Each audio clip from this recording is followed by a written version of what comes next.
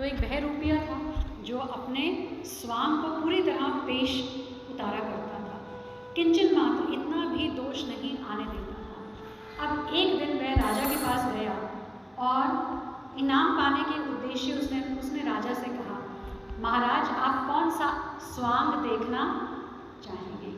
क्योंकि राजा खुश हो जाएगा तो क्या करता है राजा? दिल खोल के इनाम देता है। तो ये इसलिए तो स्वांग रचता था क्योंकि इसको पैसा रुपया चाहिए। तो राजा बोले तुम केसरी सिंह का स्वांग लाओ। केसरी सिंह मतलब सिंह, शेर, शेर का रंग भी तो केसरी होता है। तो पूरा तुम आज सिंह बन के मेरे दरबार में आओ। वो कहता है मैं तो आ जाऊंगा, लेकिन आपको क्या पता है कि मेरी एक खासियत है कि सिंह का स्वांग लाने के लिए ना कहिए, क्योंकि ये बड़ा क्रूर स्वभाव है। सिंह का स्वभाव, शेर का स्वभाव कैसा होता है? क्रूर। वो तो फिर झपट्टा मारता है और अपने शिकार को जाने नहीं देता। तो आप मुझे ऐसा मत कहिए, क्योंकि यह स्वांग बड़ा क्रूर है। जब सिंह के रूप में मैं आऊँगा तब सिंह के स्वभाव के अनुकूल ही मैं स्वांग रचाऊंगा, फिर मैं वैसा ही व्यवहार करूंगा, कोई दोष या त्रुटि नहीं आएगी मेरी तरफ से। तो राजा क्या कहता है? ठीक है। वो कहता है ध्यान से सुनिए, मैं स्वांग को लजाऊंगा नहीं, मैं फिर शर्म नहीं करूंगा कि मैं सिंह बनकर फिर मैं दहाड़ूंगा पूरी राजसभा में। उस समय यदि स्वांग की रक्षा के लिए मुझसे कोई अपराध हो जाए तो आप मुझे माफ कर दीजिएगा। राजा ने कहा ठीक है, बहुत अच्छा है, स्वांग की रक्षा के लिए तुमसे कोई अपराध हो भी जाएगा तो वह क्षमा योग्य होगा, तुम सिंह का स्वांग रचाओ। अब यह बात सारे शहर में फैल गई कि राजा ने इस बहरूपिया को सिंह का स्वांग रचाने के लिए कहा। अब शहर के सभी लोग सचेत हो गए, क्योंकि उनको पता था दैट ही इज परफेक्ट, वो चूकेगा नहीं। दूसरे दिन वो सिंह बनकर आया, उसने गरजाना शुरू किया, दहाड़ना शुरू किया और फिर वो लांग लांग कर, शेर चलता थोड़ी है, शेर तो छलांगे मारता है, लांग लांग कर वो राजसभा में, राज दरबार में घूमने लगा। शहर और सभा के सभी लोग चुपचाप स्तंभित होकर उसे देख रहे थे, किंतु राजा का एक छोटा सा लड़का था, राजकुमार। इस अभियान में आकर उसने क्या किया? उसने सिंह की गुदा में आकर एक दातुन घुसा दिया, उसने सिंह को छेड़ दिया। अब सिंह क्या करता है? क्योंकि वो सिंह बना हुआ है ना, आप छेड़िए, सांप की पूंछ पर पैर रखिए, सांप क्या करता है? डसता है। तो सिंह क्या करेगा?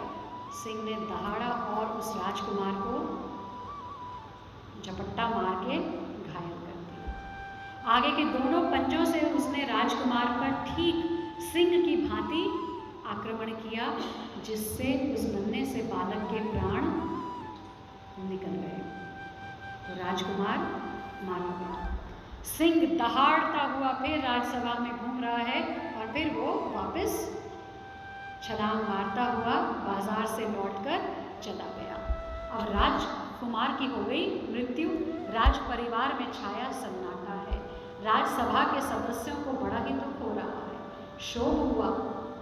अब अगले दिन वो बहरूपिया अपने असल रूप में आया और उसने खूब दुख प्रकट किया और निवेदन किया कि महाराज, इसलिए मैंने आपसे प्रार्थना करी थी कि मुझे सिंह आवेश में आने के लिए, सिंह का स्वांग करने के लिए मत कहिए। अब देखिए, मुझसे बड़ा भारी अपराध बन गया है कि मैं राजकुमार की मृत्यु का कारण बन गया। अब मैं तो हूँ बहरूपिया, आप चाहें तो मेरा अपमान करें, दंड करें, लेकिन मैं उस समय केसरी सिंह के रूप में था और केसरी सिंह के स्वभाव के अनुसार चेष्टा कर रहा था। अब आप बताइए, यदि कोई सिंह के गुदा में दातुन घुसाएगा तो सिंह क्या करेगा? अब वो राजा है, वो तो साइड ले नहीं सकता ना अपने बेटे की कि वो तो बच्चा है, उसने सिंह को, देखिए आप बेशक बच्चे हैं, अगर आप हाथ अग्नि में डालेंगे तो अग्नि का स्वभाव क्या है? वो बख्शेगी क्या? तो कहता है केसरी सिंह कैसे बर्दाश्त कर सकता था। उसने नहीं बख्शा। मैं स्वांग को लज्जाता नहीं हूँ, मैं जो स्वांग करता हूँ फिर उसे सफल ही बना सकता हूँ। तो मैं ऐसा ही हूँ, मैं भगवान का उपासक हूँ। उन्हीं की कृपा से आज तक मेरा स्वांग जो है सफल हो रहा है, क्योंकि मैं चीटिंग करता नहीं और मुझे उसी में विजय प्राप्त होती है। मैं जहाँ जाता हूँ मेरा स्वांग जो है वो सब कहते हैं परफेक्ट है। अब राजा ये सब सुन रहा था। उसके हृदय में राजकुमार की मृत्यु के कारण बड़ा दुख था, शोक था, पर वो वचनबद्ध होने के कारण इस बहरूपिया को कोई सजा नहीं दे पाया। महाराज अब दूसरा क्या स्वांग रचाऊं, क्योंकि राजा की आदत होती है, राज दरबार में ये खेल तमाशा चलता रहता है। अब दूसरा क्या बन गया। अब जो मंत्री था ना, मंत्री कहता है इस बार तुम शुकदेव जी का स्वांग लाओ, क्योंकि उसके हृदय में उस राजकुमार की हत्या का दुख था और अब वो बहरूपिये को इस तरह से दंड देना चाहता था। बहरूपिया चला गया। 15 दिन बाद श्री शुकदेव जी जैसा ही एक उच्च कोटि के ज्ञानी महात्मा का स्वांग बनाकर निकला और शहर के किनारे उत्तर की ओर बालू के टीले पर जाकर बैठ गया। अब शहर में तुरंत ये खबर फैल गई आग की तरह कि भाई एक उच्च कोटि का महात्मा आया है, बालू के टीले पर बैठा है। अब क्या हुआ, जब किसी को पता लगता है महात्मा आए तो सब आ जाते हैं हाथ जोड़ के, दर्शनार्थियों की वहाँ भीड़ लग गई। अब ये खबर मंत्री ने सुन ली, क्योंकि उसका एक प्लान था। उन्होंने राजा से कहा, राजा मेरी समझ में वह बहरूपिया ही स्वांग भरकर आया है। राजा, राजकुमार को मारने का मेरे हृदय में बहुत भारी दुख है और इस उद्देश्य से ही मैंने उसे शुकदेव का स्वांग रचाने को कहा, क्योंकि जब वो सिंह का स्वांग रचा के आया तो आपने कह दिया था कि कोई अपराध होगा तो दंड नहीं दिया जाएगा, लेकिन अब वो शुकदेव का स्वांग रचा कर आया है। यह स्वांग बहुत कठिन है। देखिए, महात्मा का स्वांग बहुत कठिन है, कोई बिरला ही निभा पाता है। महात्मा तो बहुत बन जाते हैं, तिलक कंठी चोला पहन, लेकिन इसे निभाना बहुत कठिन है। आग का दरिया है और डूब के। अब अगर ये चूक गया तो महाराज हम राजकुमार की मृत्यु का बदला लेंगे, आप इसे दंड दे देना। तो अब आप चलिए मेरे साथ उसका दर्शन करने चलते हैं, ताकि उसको विशेष लोक देकर स्वांग के स्वरूप से विचलित किया जाए।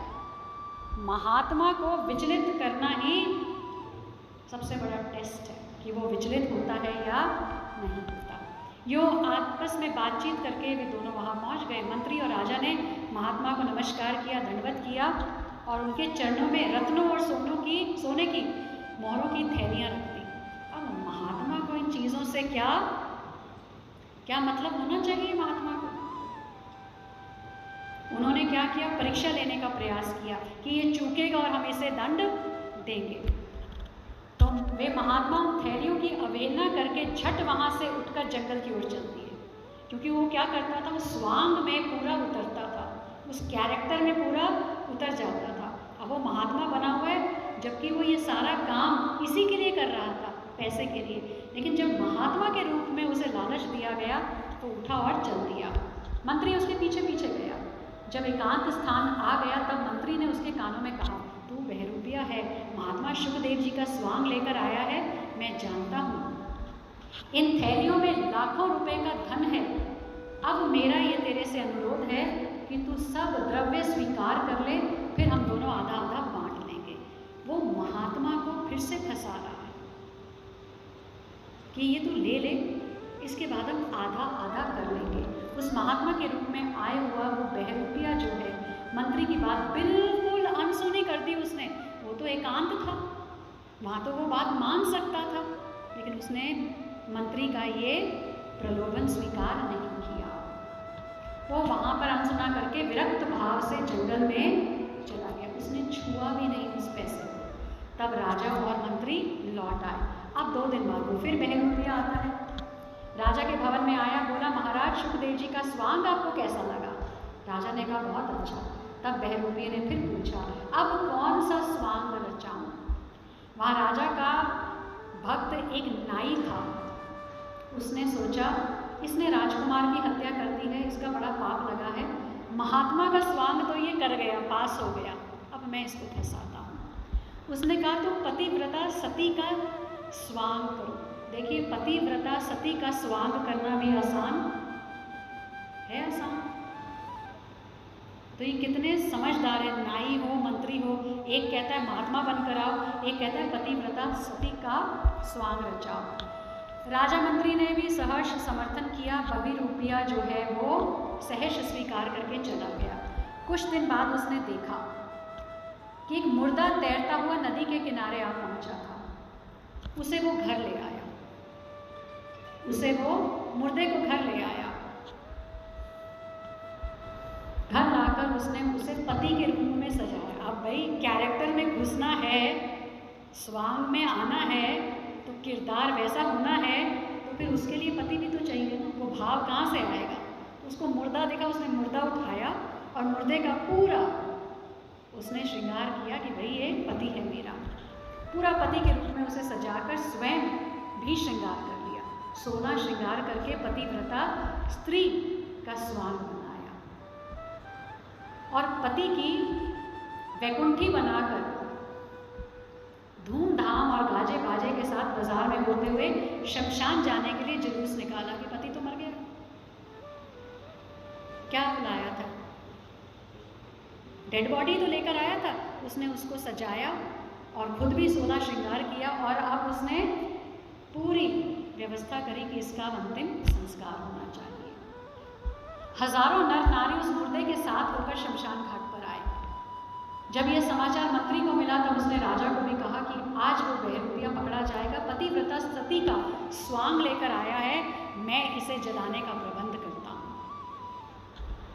मैं स्वयं ही जाऊंगा इसे, क्योंकि वो सजा देनी थी ना राजकुमार को जो मारा था। मंत्री ने बहुत से आदमियों को इकट्ठा किया और शमशान पर लेकर गया।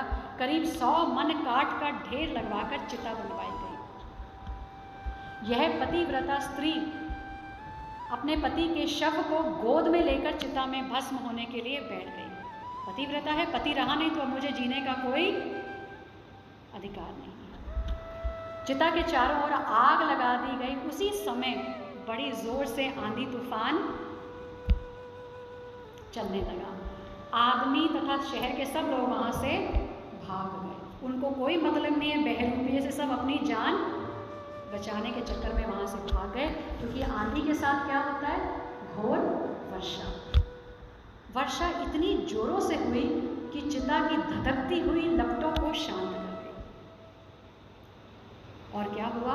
वह बहरूपिया चिता के उस ओर से निकल गया जहां पर अग्नि शांत हो गई थी। नीचे उतरा, उसने चिता के चारों ओर फिर से आग को प्रज्वलित किया और वो वहां से खिसक लिया। अग्नि से वह मुर्दा तो भस्म हो गया। दूसरे दिन मंत्री राजा ने जाकर देखा, वहां सिर्फ भस्म और मुर्दे की हड्डियों के सिवा कुछ भी दिखाई नहीं दिया। अब वो बहरूपिया फिर आ जाता है, अपने रूप में राजभवन में आया और बोला, महाराज सती का स्वांग कैसा लगा? अब क्या बोले राजा? कहते हैं बहुत अच्छा था। तुम जीते कैसे रहे? वहाँ तो चिता में सब आग लगा दी थी, इतनी बड़ी चिता बनाई थी। उसने क्या कहा?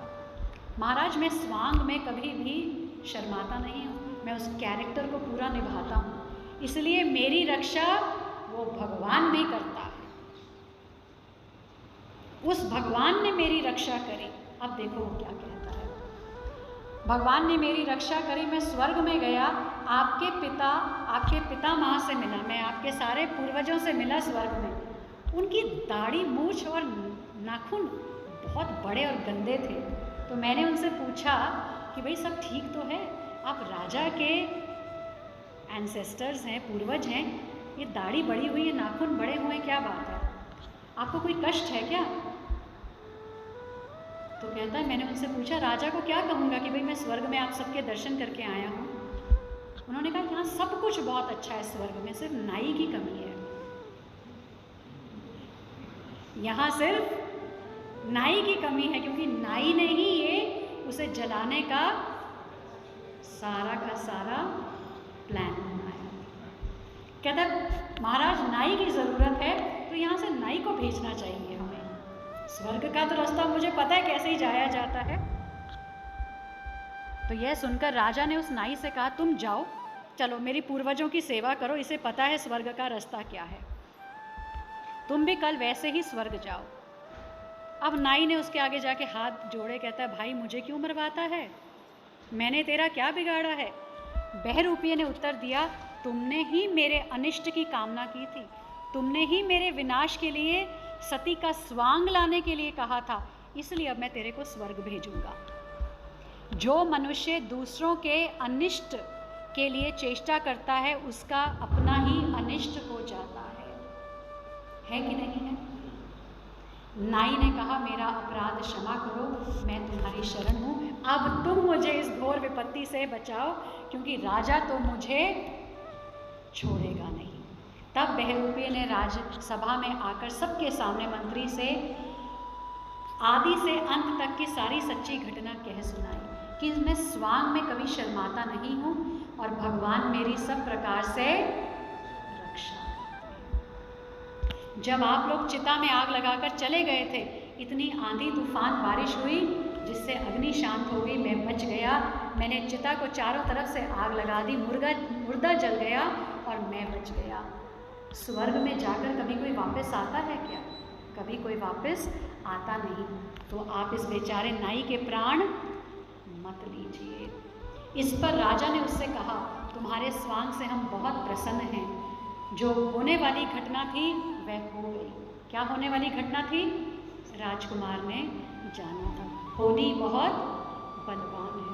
और उस बहरूपिये को चाह कर भी ना मंत्री मार पाया ना नाई मार पाया।